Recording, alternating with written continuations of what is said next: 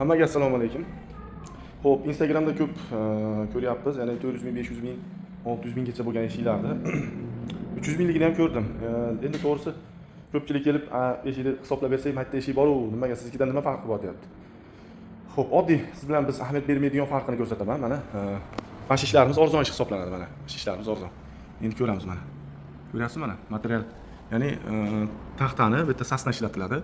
Sasnani sorti pastda ishlatiladi. Ham putaq yorug' tushgan, putaq yorug' tushgan, shunaqa bo'ladi mana.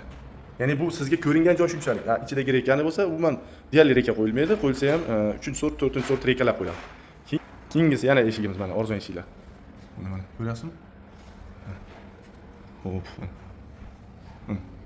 Mana shunaqa sorti juda past. Mana qator sorti past qo'yiladi. Mana putaq. Bu pastda ham putaq mana. Daryoda ko'ndalan tushganida ham putaq, tepadan tushganda ham putaq. Ya'ni bularni qilib qo'ymasak, sizda qimmat ekan deb chiqib ketilyapti. Endi yaxshisi qanaqa bo'ladi? Yaxshisi, mana yaxshisi. Mana shu ham mana zakasimizni arzoni. Zakat lekin arzon. Mana. Ko'ryapsizmi, birorta putaq yo'q. Bu ham arzon. Endi zo'ri qanaqa bo'ladi? Mana zo'ri. Mana. Ko'ryapsizmi? Bu taxtaning liniyasini qarang, o'ta chiroyli, o'ta sasnani vishi sort hisoblanadi. Boshdan hisob ko'rganingizda, qarasiz mana. Uni nima qilamiz? Qoqilgan xolos. Mana qator. Ko'ryapsizmi? Birorta putaq yo'q mana. Bu sifatli ish. Keyingisi mana nalishligini ko'ryapsizmi, qanchalik qani mana qo'lga solishtirganda.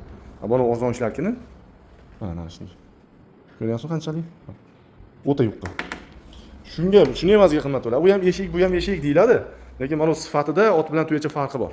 Mana shular mana rostakam bizni qimmat eshiklarimiz shular. Mana shularni mana yoniga o'tib ko'ramiz. Ko'ryapsizmi? Mana shu bilyard toshcha narigilarda putaq bo'lsa, bunda tushib qolsa mana bitta tushib qoladi bunaqa.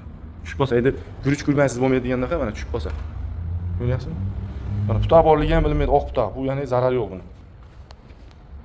Mana. Vishi sort. Mana kraska qilganda bu yoqqa o'tilgan. Uni qalinligini ko'ryapsizlarmi? O'ta qalin. Bu shuni evaziga tan narxi qimmatlashadi. Keyin ikkinchi asosiysi mana ularga mana kraska bo'ladi, mana ular oq kraska, qora kraska. Kolor bo'lmaydi. Arzonchilarda nima qilinadi? Tepasidan kolor surkab qo'yiladi mana shu. Mana kolor surkab qo'yadi. Bular bunaqa o'zgaradi, keyinchalik o'zgaradi bular. Shunisiga rekaska ham. Ko'ryapsizmi? Rekaska.